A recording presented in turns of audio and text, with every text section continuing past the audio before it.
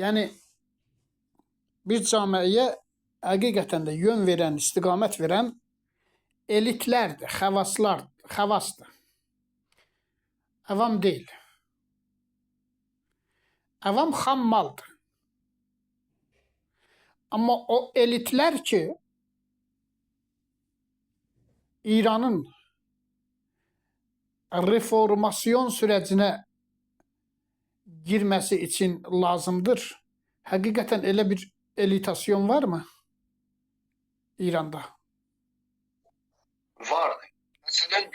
Məsələn mən sizi tanıdığımda, Güntay Gencalpı tanıdığımda və bir neçə ayrı bir insanları tanıdığımda mən bunun fərqinə vardım ki, bəli, bizim camiəmizin içində, bizim toplumumuzun içində bir sıra insanlar özlərini gəlişdirmişdilər və bunlar əz qəza əgərsə bir bağlantı qura bilsələr bir-birləri ilə, həmin bu dövlət elitləri ki, adları dillərdədir və tamam tribunları təsxirlərinə keçiriblər, onların hamısını sifrə zərb elərlər. Çünki niyə? Çünki bunlar danışdığı sözlər əz qəza həmin o kitleyi ki deyirik, heç bir iş əlindən gəlməz, onların tərəfindən çox alınan bir şeydir. Yəni çox istiqbal elərlər bu cür bir söhbətlərdən ki, neçə seri özünüz örnək vermişsiniz ki, neçə nəfərlər elə bu kitlənin içindən, bu mərdumun içindən sizə özəldə pəyam veriblər ki, ay olar, mən heç məsələyə bu cür baxmamışdım. Sən dedin, mənim elə bir gündə gözüm açıldı. Demirəm, agah oldum. Mənim gözüm açıldı ki, məsələyə necə baxam. Yəni, bu elitlər vardılar. Bunlar bir bağlantı qura bilmirlər, Güntay müəllim.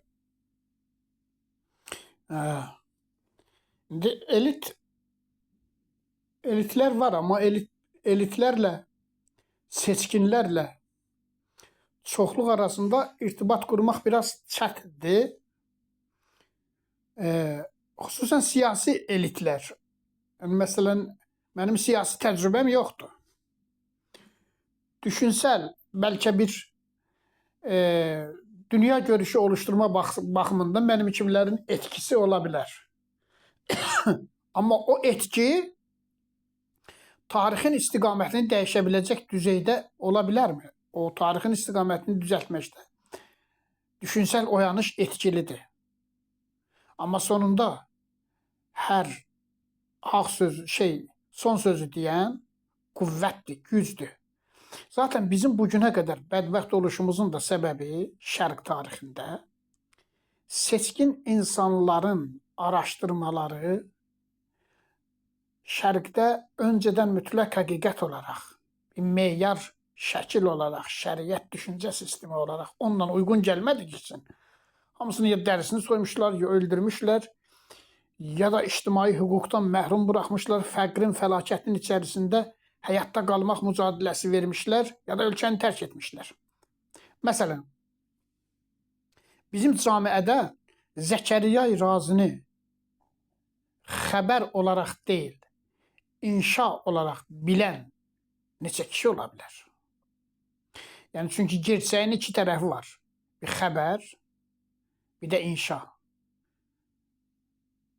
Xəbərdir, eşidərsən yadından çıxar gedər. İnşa araşdırırlar, təhqiq edilir, zəhmət lazım. İnşa təhsis etmək deməkdir də. Yəni, məsələn, deyəlim ki, Zəkəriya Razinin haqqında bir kitab oxumaq, onu yenidən baztolid eləməkdir şəxsiyyətini, yenidən ürətmək və kəndi şəxsiyyətinin, dünya görüşünün bir parçası yapmaqdır. Nədən? Çünki öz zamanında da ona icazə verməmişlər yaşasın. Kitabları belə qalmamış doğrudur. Rəddiyələrdə qalmış. Yəni. Nümunə söyləyirəm, ha. Bu cür insanlar çoxdur bizim tariximizdə. Deyir, bunu deyirdi, onu rədd edilir. Baxsan, görsən, onun dediyi ki, düzdür. Bunların dediyi ki, deyirlər ki, İslam bunu qəbul etmir, sən bunu niyə deyirsən? İbn Sina'nı bizim heç mən şəxsən, İbn Sina'nı türkçə biraz oxumuşluğum var. Farsçada araşdırdım, 2 dənə kitabını tapdım, oxudum, farsça. Tanımırıq. Farabini oxuyan yoxdur. Ya da məsələn çağdaş dünyanın bilgileriyle, intellektual zihni bilgilerle irtibata girme şeyi yoktu. Aydınlanma süreci yani getmir toplumun içerisinde. Ha, o adamlar ki məsələn bəzən mənə özelden yazırlar. Yaxşı ki sənin səsini dinlədim falan. Bunlar olumlu gelişmelerdir. Bunlar sadece bir görüş değişimine uğrayırlar bu cür insanlar. Yani mesela elə bil bir dənə pəncərədən sən baxırsan, her zaman hep bir pencereden baksan ve yeni şeyleri görürsen. Görüş değişimi budur. Birden dönürsen arka pencereden de bakırsan, görsen de buradan başka bir şey görünür. Görüş çeşitliliği, pencere çeşitliliği bizim camiada yoktur. Yani bu faşizmdir de. Faşizm bilirsiniz ne demişti? Faşizm budur ki, yani eninde sonunda sen benim doğrumu kabul etmelisin. Etmesen de cezalanacaksın. Bu bir tekniktir. Ona göre her bir düşünce ister komünist olsun, mezhebi olsun, milliyetçi olsun, ne olursa olsun. İşin esasını belə qoyur ki, ayrıntıları tartışabilir. Ama sen ben diyeni esası sonunda kabul etmelisin. Bu oldu faşizm. Yani mesela deyəndə ki sen mesela sen Şia olmalısın. Çünkü biz Şiayıq. Yok ne danışırsan danış. Axırda bunu sen kabul edirsən yok. Desen yok. Doğruda sen yaşayabilmirsən. Bizim xəbərimiz yoktu ki 1400 ildən artıqdır. 5500 ildir faşist tekniği bizim Sumerlerden beri bizim camiamızda uygulanır. Padişahı gördüğün zaman yere sərilməlisən. Niye? Çünkü o seçkin Allah seçmiş onu. Halifenin qabağında. Etiullah ve etiul Resulü ve ulul emri minkum. Bu silsileden sen itaat etmelisin. Ama niye? Hiç olmasa fikrimi deyin. İtaatte fikir söylemek olmaz ki. Bu faşistlik bir teknikdir. Bizim camiemiz şərq camiası, despotizm. Bizim xəbərimiz yoxdur. Faşizm dokuları düşüncə tərzimizdə, davranışımızda, başqasıyla münasibətdə, başqasını məsxərə edişimizdə. Məsələn, görürsən, bəzən birinin söhbətini falanı məsxərə edirlər falan. Bu faşizm tekniğidir. Başka bir milleti xor görmək, bu faşist tekniğidir. Onun bu ölkədə yaşamaq haqqı yoxdur. Nə bilim, dünən gəlib, təzə yerləşib burada. Dünən gəlibsə 10 min il burada yaşasa olacaq 10 min il tarixidir. Tarixi kökü gələcəkdədir. Geçmiş zamanda değildir ki. Yani insan mehverli insan mehverli, din mehverli, millet mehverli, ondan sonra ideoloji mehverli görüş değil, insan mehverli, humanizm mehverli bir görüş, bir model, bir paradigma bu ölkədə heç bir zaman olmamıştır ve yoktur. Hatta dikkat etsen, mesela bu insan hakkı var ha.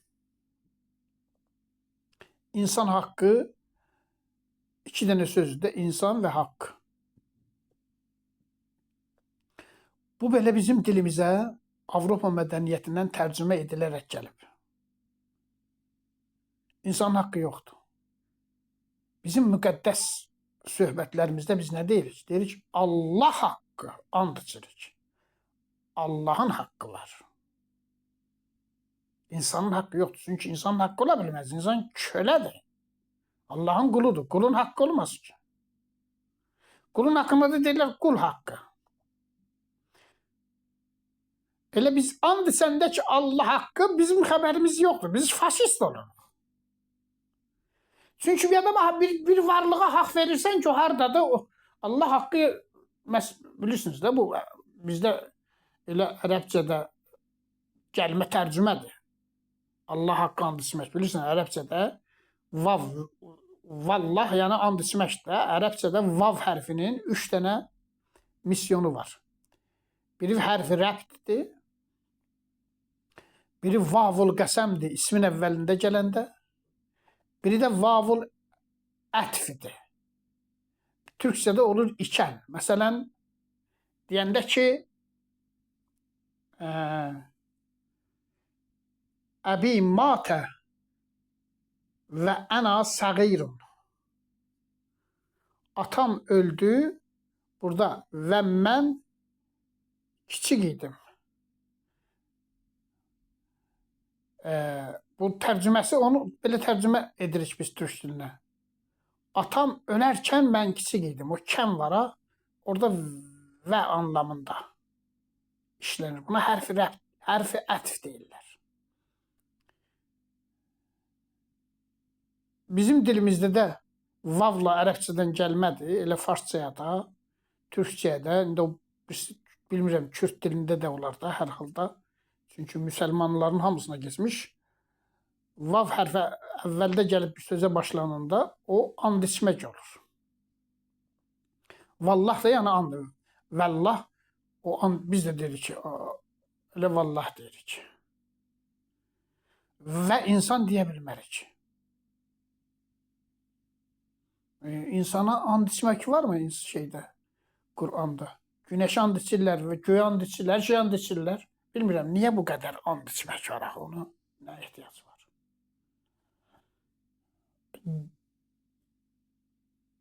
Geciyə belə and içirlər. Amma əsas and Tanrıya içilən anddır. Və orada haqq Tanrı haqqıdır, Allah haqqıdır. Əvvəl onun bir haqqı var, ədalət oradan paylaşılır. Yaxşı, bunu kim paylayacaq bizim camiədə? Allah özü gəlib o haqqı paylayır. Hə? Allahın haqqı deyirlər məsələn. O Ənfal surəsində də vardı, Peyğəmbərin və Allahın haqqı bu, yağmalanan mallardan. O Peyğəmbər, ya bunu Allah hardadır, ona haqq necə verilir? İslamın yolunda, ya məsələn, bəlli məmləkətin ehtiyacları yolunda xərclənir, o ümumi xərclər olur Allah haqqı. Elə deyil ki, ama biz bilmirik. Bu istilahlar nə qədər camiədə dolaşır, orada müşkilləri həll etmək mümkün olmayacaq. O səbəbdən də bizim camiəmiz 5500 illik orta çağ, qaranlıq çağ, Sumerlərdən bəri də bilinən tarixdən bəri bu qaranlıqdır.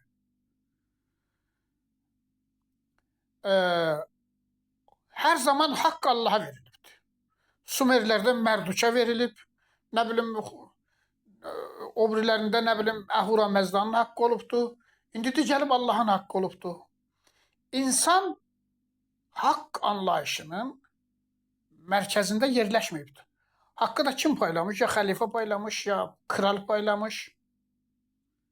Bizə belə övüllərlə Sumer falan, bir dənə Sumerlər xətti kəşf etmişlər, deyin elə gəlib boynumuza minməlidirlər. Sumer padişahı öldüyündə onun nə qədər köləsi, nökəri, bədbəxt, kənizi, cariyəsi var imişsə, onları diri-diri bastırırmışlar. O dünyada orada da xidmət etsinlər. Bəziləri də çalışırlar. Sumerlə türk olub, ərəb olub, kürd olub, fars olub. Orada nə var ki, sən onun ibtidai insanların, tarixin ibtidai zamanlarında insana bu qədər zülm edənləri istəyirsiniz özünüzün edəsiniz. Orada nə var? Bax, bu irticadır, bu cəhalətdir.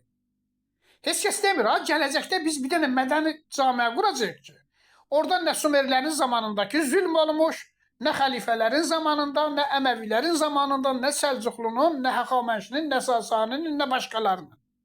Bunu demirlər, amma deyirlər, gedib o tarixin qaranlığını eşələyirlər. Bizim camiə bu xəstəlici adət etmişdir.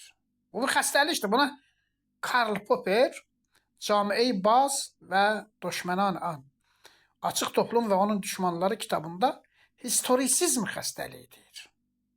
Yəni, biz yaşayan insanlar olaraq görürük hər şeyi. Ağlımız var. Bizim ağlımızın dəyəri yoxdur. Bizdən öncə yaşamış, özəlliklə qatillər filan üçün, məsələn, ölkə fəth etmişlər. 100 minləri qətl etmişlər, bir dənə də dövlət qurmuşlar. Onları biz özümüzə örnək alırıq. Bunun adı historisizmdir. Yəni qurtuluşu tarixin qaranlıqlarında aramaq. Gələcəyin aydınlığında deyil.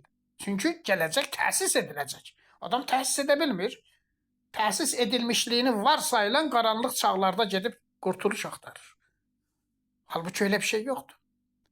Tarixdə olanları biz bilmirik. Tarix bilinməz. Fenomen olarak tarix bilinməz. Çünki o hadisənin iştirakçıları, savaşçıları, qurucuları, planlayıcıların hamısı gəbərib getmişlər. Yoxdular. Necə yaşamışlar, necə yemişlər, necə yuxu görmüşlər. Bəzilərinin həyatını gördüyü yuxular müəyyən etmiş. Yuxumda belə görmüşəm, falan kəs mənə istəyir qəsd eləyə, o tutub öldürür, yaxalayıb öldürürdülər. Məsələn, bu gəlirlər burada Sakab nədir, o iskitlər haqqında otaq açırlar. 4-5 saat danışırlar. Hələ yenə də danışırlar.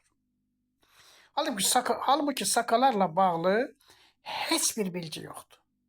Biraz bir paragraflıq, 2 paragraflıq Herodotda bilgi var. Herodotda da. Orada da xoşa gələn bir şey yoxdur. Ayıbdır hamısı.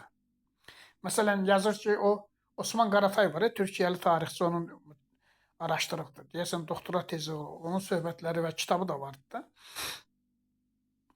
Evləri yoxdur. 2 dənə öküzə bir dənə araba bağlayıblar. Ətrafını çəpərlə hörmüşlər ətrafını. O arabanın içində məsələn bir dənə ailə, 5 dənə uşaqla falan orada yaşayır.